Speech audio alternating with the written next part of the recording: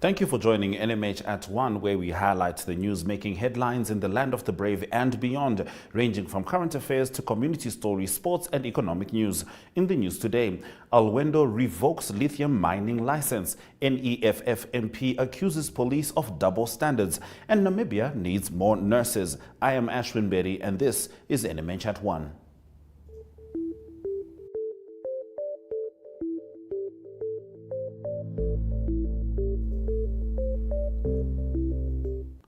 This morning, the Ministry of Trade alongside the German Sparkassen-Stiftung for International Cooperation kicked off the MSME micro-business simulations.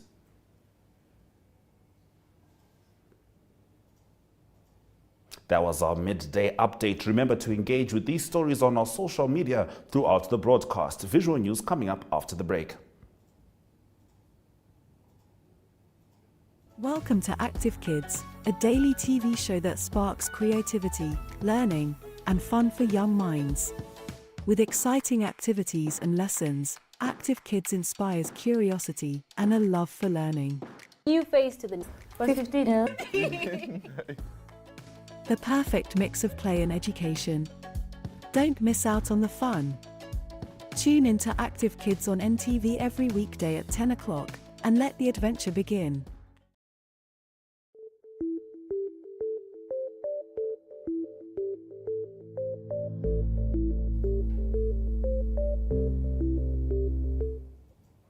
Dolf van den Brink, CEO of the Dutch company Heineken NV, made it clear that Heineken does not consider itself a newcomer to Namibia or Africa's beer market. Watch as Toivo Jebela has a chat with him about their long-term plans.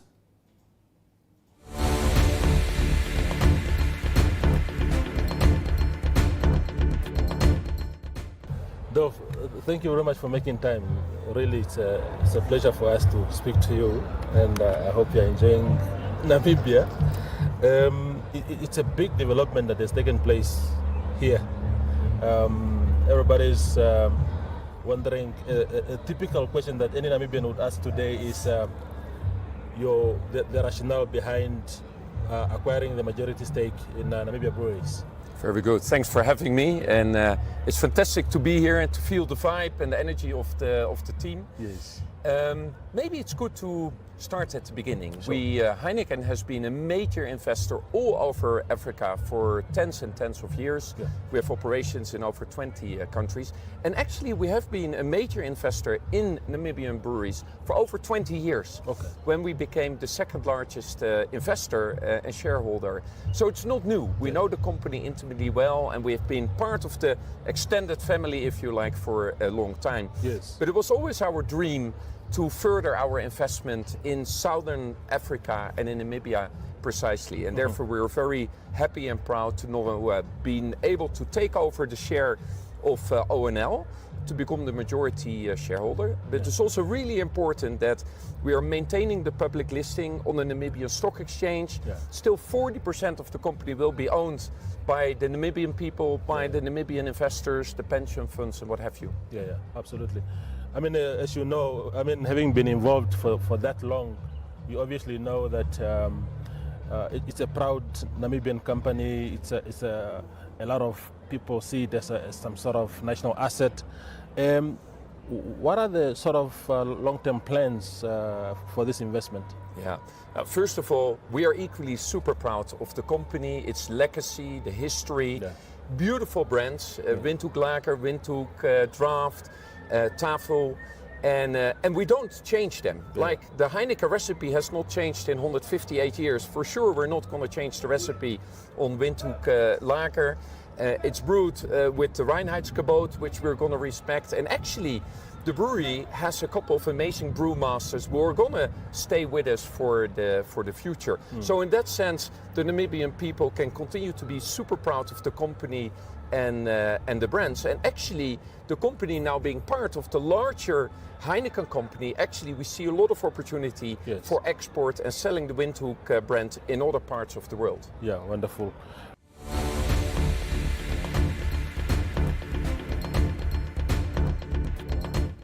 Minister of Agriculture, Water and Land Reform Carl Schlatwein gave his speech on day one of a 5-day planning workshop in Swakopmund. The workshop is focusing on the ministerial strategic plan as well as presentations on various programs and projects within the ministry, and also presenting a platform for various agriculture stakeholders such as the GIZ, WFP and many others to coordinate planning in the sector.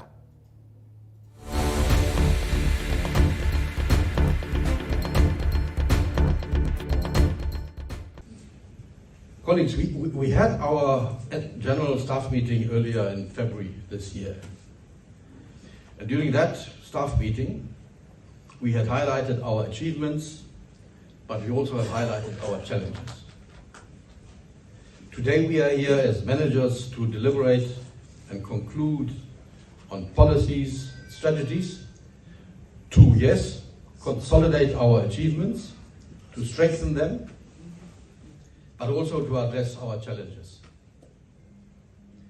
Strategic planning and annual goal setting are a periodic platform where the ministry's management, we, and key stakeholders, our development partners, our media parties and our advisors, where we come together and plan collectively as partners in the delivery of our strategic intent. For our ministry, this platform is of particular importance and significance because of, one, about 70% of the population depends directly or indirectly on agriculture for livelihoods. Secondly, 100% of the population depends on a secure water supply. Everyone needs water. And everyone in Namibia needs some piece of land for production or dwelling. We all need to stay somewhere, we all need to have a place of production. So two elements, land and water, everyone is affected. And for agriculture, we are 70% directly or indirectly dependent.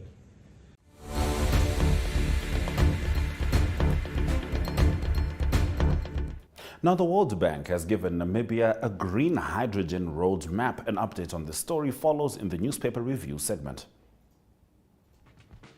Welcome to My.NA Cars, your ultimate destination for everything automotive. I am your host, Diana Master. Teamwork makes the dream work, right? Discover the latest models, innovative technologies, and expert insights from our passionate hosts. Learn essential maintenance tips and get exclusive behind-the-scenes access to the automotive industry. Don't miss My.NA Cars on NTV every Thursday at 2100 hours. Tune in and ignite your passion for automobiles.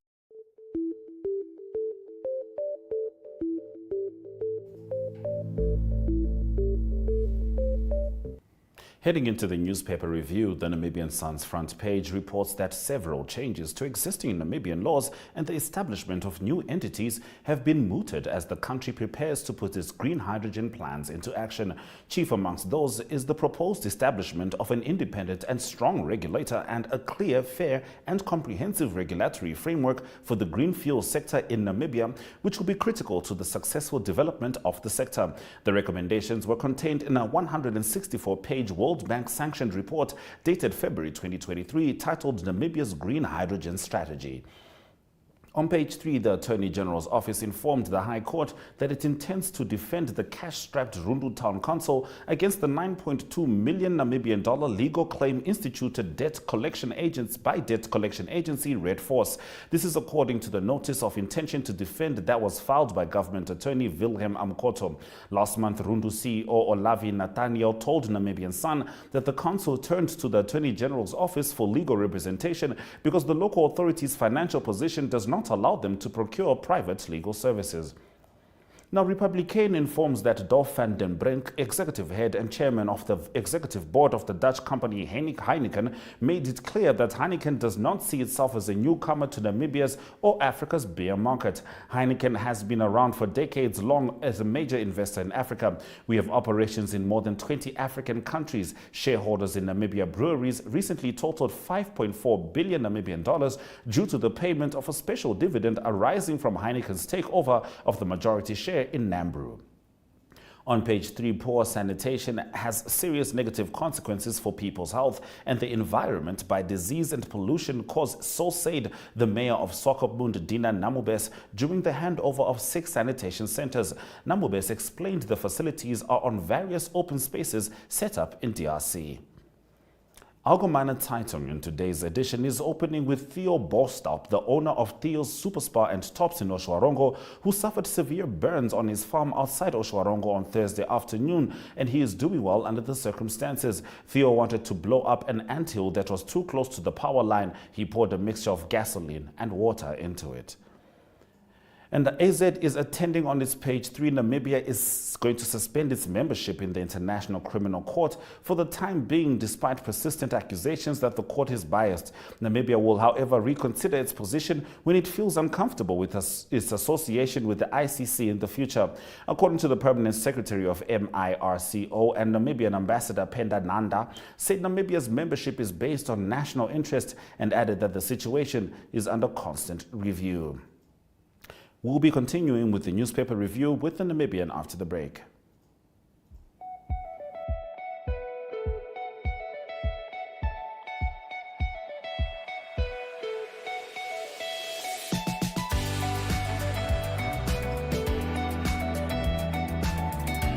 To another exciting episode of Irongo Top. Is die weer en vertel ook vir julle waar die vis julle moontlik kan byt.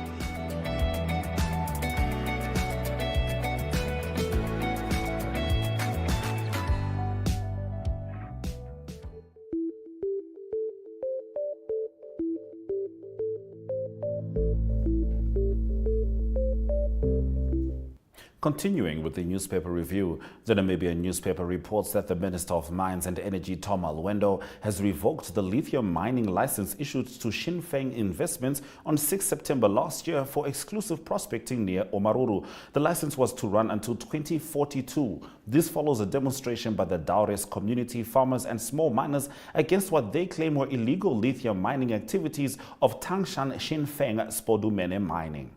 On page 3, Namibia Economic Freedom Fighters representative Epaphras Mukwi-Longo says one of the police officers who shot dead 5 suspected robbers at Okahanja last month will drink their blood. The deceased are Abed Kope Andreas, Flavenius Kalu Enjala, Marius Jackie Pinke, Malakia Brown Kotokeni, and Eric Akawa Martin. Or whatever is, the name which was withheld or whatever his name is the one who caused the deaths of these 5 people, and he will drink the blood of these people, according to Miko Longo, who is also a member of parliament, and he said this at Martin's funeral at Elim in the Omusati region on Saturday. On to New Era, International Relations Minister Netumbo Nandi-Ndaitwah and SADC chairperson of senior officials Penda Nanda during yesterday's Southern African Development Community Ministerial meeting in Windhoek, the extraordinary Organ Troika Summit, SADC Troika plus the Force Intervention Brigade troop contributing countries commences in Windhoek today. The summit is being attended by heads of state and governments from Angola, the Democratic Republic of Congo, Malawi and Namibia, South Africa, the United Republic of Tanzania and Zambia. On its page 3, Deputy Education Minister Faustina Kali said since Namibia is moving towards universal health coverage, there is a need to train more nurses for the program to be more effective. This is because the program aims to provide comprehensive health care at all levels of health delivery points. For this program to be effective, there is a need for adequate healthcare staff, including nurses, thus the importance of training more nurses in this regard. The current global shortage of nurses and midwives is more than 50%, and this shortage contributes to errors in healthcare as well as higher morbidity and mortality rates, she said, as a guest speaker during the recent graduation of 135 enrolled nurses at Alba Chipamba Training Center at Rundu. And MarketWatch reports that Namibia has emerged as the 6th most attractive mining investment destination in Africa in 2022, an improvement from the 7th spot it held the previous year. According to the Fraser Institute's 2022 annual survey of mining and exploration companies released last week, Namibia achieved an overall investment attractiveness score of 59.88 compared to 52.59 in 2021. African countries which fared better than Namibia were Botswana, Morocco, Ivory Coast, Burkina Faso, and Ghana. Overall, Namibia was ranked 38th out of 62 jurisdictions worldwide. In 2021, the country was 59th out of 84. Now, AFCFTA may lift 50 million people out of extreme poverty. More on this story in Economic News. Discover the breathtaking beauty of Namibia with Tourismus, a captivating program that uncovers the country's diverse landscapes, wildlife, and cultural experiences. Featuring insightful interviews with tourism experts, each episode takes you on a mesmerizing journey, exploring Namibia's majestic sand dunes, vibrant wildlife, and unique attractions. Watch Tourismus on NTV, Saturdays at 20:30 in German, and Sundays at 6 p.m. in English, for a heartwarming and unforgettable adventure.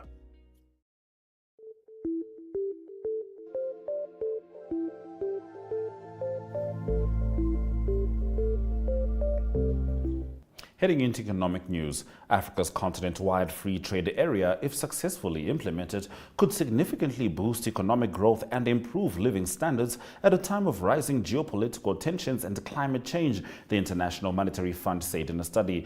Greater trade openness would help countries adapt to climate change and to strengthen food security, including by improving the availability and affordability of food supplies, the IMF said in its Trade Integration in Africa, Unleashing the Continent's Potential in a Changing World report. More diversified and broad-based trade would reduce the impact of disruptions in specific markets and products that could result from shifts in global trade patterns.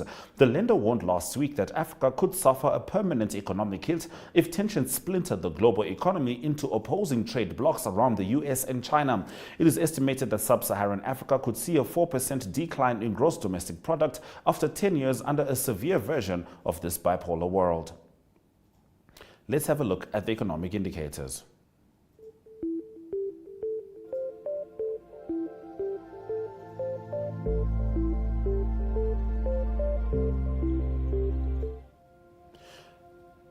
The Namibian dollar is up next to these major currencies, trading at 18.45 next to the US dollar, and 2.66 Namibian dollars gets you 1 Chinese yuan. Most stocks managed to maintain their value. However, MTC made a dip of 0.1%, whilst Namibia Breweries Limited made a 12.5% increase. SBN Holdings also made a dip, whilst most stocks maintained their value, and the local and overall index closed on significant upticks. Looking at commodities, zinc and copper maintain their value. Brent crude oil is up 1.67% and gold is down by 2.14%. Now, Chilean right-wing parties have won a majority of votes to elect advisors to draft a new constitution. We'll be heading into international news after the break. Welcome to What's Cooking, where culinary passion meets expert insights. Somebody must really want to cook and want to cook good food. Immerse yourself in the bustling world of professional kitchens as top chefs create mouthwatering dishes. Join us for in-depth interviews as our host explores the experiences and expertise of our guest chefs. Don't miss out. Tune in to What's Cooking on NTV every Friday at 2100 hours and let the culinary adventure begin.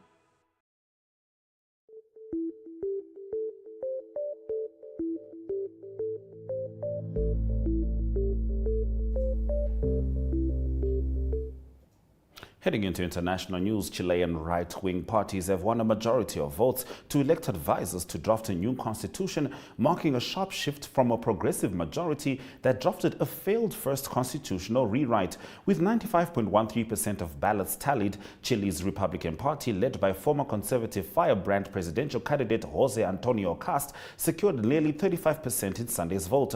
A separate coalition of traditional right-wing parties gained more than 20% of the vote, while President Gabriel Boric's left-wing coalition garnered about 29%. Centrist parties took the remainder of the vote.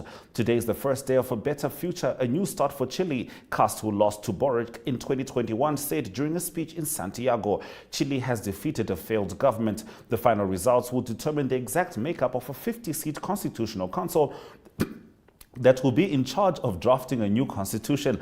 Articles will need a 3/5 majority to be approved. This is the latest step in a years-long effort to overhaul the country's dictatorship era, text after nearly 80% of Chileans voted to draft a new constitution in 2020 following violent protests against inequality.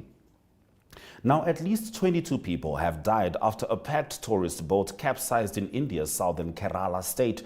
The death toll could rise as rescue efforts are underway on Monday and the vessel is pulled from muddy waters. Overcrowding caused the double-decker boat to capsize, Abdul Nazar, Junior Superintendent of Police of Malappuram district, told Reuters. The boat was reportedly carrying about 50 people, or double its capacity, when it overturned on Sunday night. Indian Prime Minister Narendra Modi expressed condolences on Twitter, saying he was pained by the loss of lives.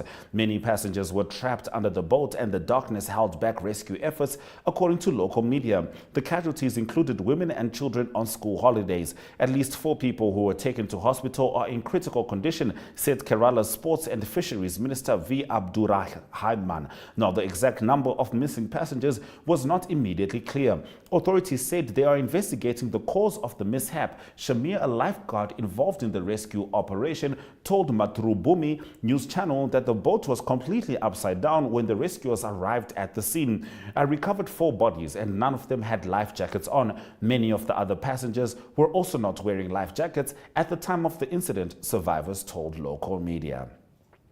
We'll be heading into local sports after this short break. Welcome to My.NA Cars, your ultimate destination for everything automotive. I am your host, Diana Master. Teamwork makes the dream work, right? Discover the latest models, innovative technologies, and expert insights from our passionate hosts. Learn essential maintenance tips and get exclusive behind-the-scenes access to the automotive industry. Don't miss My.NA Cars on NTV every Thursday at 2100 hours. Tune in and ignite your passion for automobiles.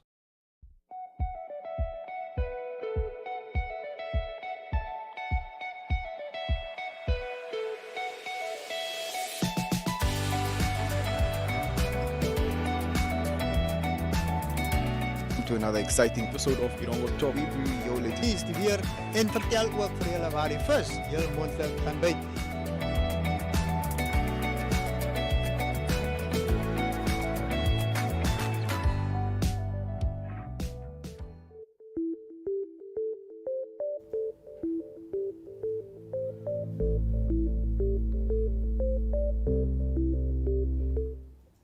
Heading into local sport, Namibian swimmers won the Kana Zone 4 Championships, which came to an end in Luanda, Angola over the weekend. Namibia won the event with a total of 2,757 points, finishing more than 400 points ahead of second-placed Angola at 2,355, while Mozambique came third on 2,068 points. Namibia was also the overall winner in the male as well as the female categories. They won the male category with 1,330 points, followed by Angola and Mozambique, while they won the women's category with 1,427 points, followed by Angola on 1,156 and Mozambique on 954.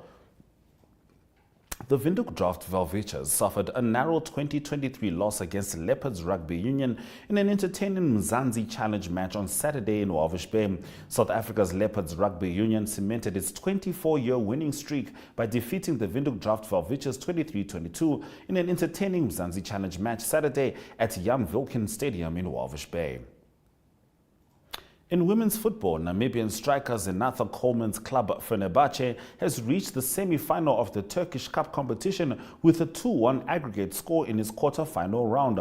Coleman proudly shared this clip of this superb goal she scored shortly before halftime in the first leg clash against Faith Karagurumuk that clinched a 1-0 win. We'll be heading into international sports, starting off with the wonderful Manchester United.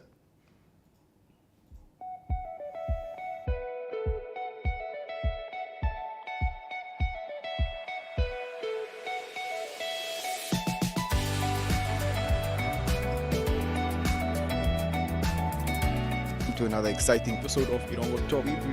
Is die weer en vertel ook vir julle waar die vis heel moontlik kan byt.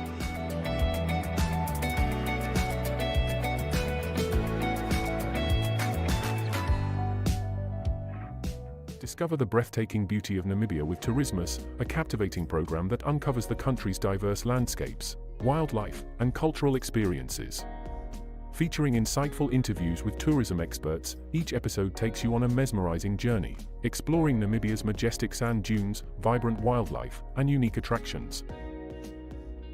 Watch Tourismus on NTV, Saturdays at 20:30 in German, and Sundays at 6 p.m. in English, for a heartwarming and unforgettable adventure.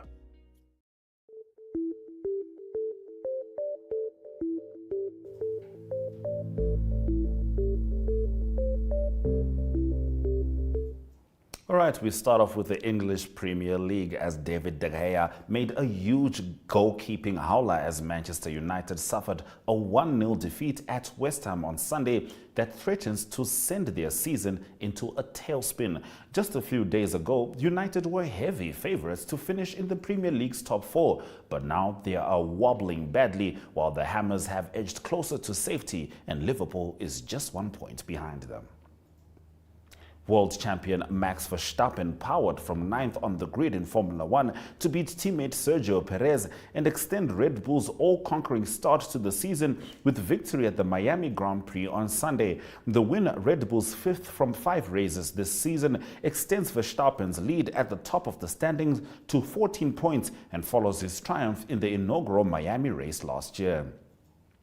Now, given that they were the only credible challenge to Irish domination through the regular season, it is probably fitting that the DHL Stormers are the sole South African flag bearers as the Vodacom United Rugby Championship season reaches the last 4. The champions of both the SA Shield and the overall competition made sure that nearly 2 seasons of growth wasn't ruined by what could have been a significant setback by comprehensively outplaying the Vodacom Bulls to confirm their local superiority. If you are just joining us, this is NMH at 1, and we'll get into the highlights from this afternoon's broadcast after the break.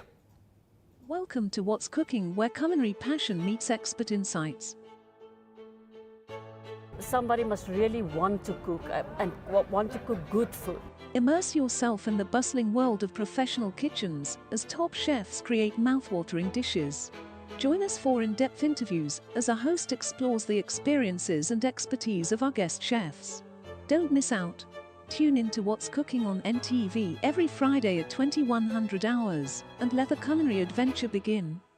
Welcome to Active Kids, a daily TV show that sparks creativity, learning, and fun for young minds. With exciting activities and lessons, Active Kids inspires curiosity and a love for learning. New face to the 15. The perfect mix of play and education. Don't miss out on the fun.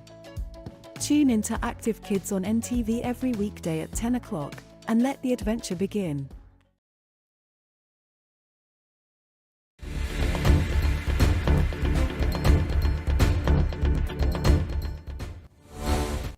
Let's head into the highlights from this NMH at 1 broadcast.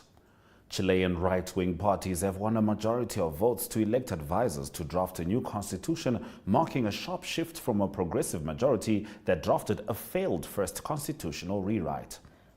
At least 22 people have died after a packed tourist boat capsized in India's southern Kerala state. The death toll could rise as rescue efforts are underway on Monday and the vessel is pulled from muddy waters.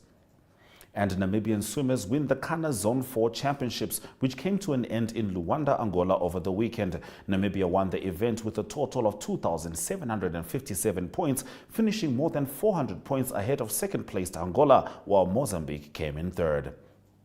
Those have been your highlights. Remember to tune in every weekday at 1 p.m. to spend your lunch hour with NMH at 1, catching up on the latest news in Namibia, Africa, and the world, ranging from current affairs to economic news, sports, and international headlines. It's goodbye from us in studio.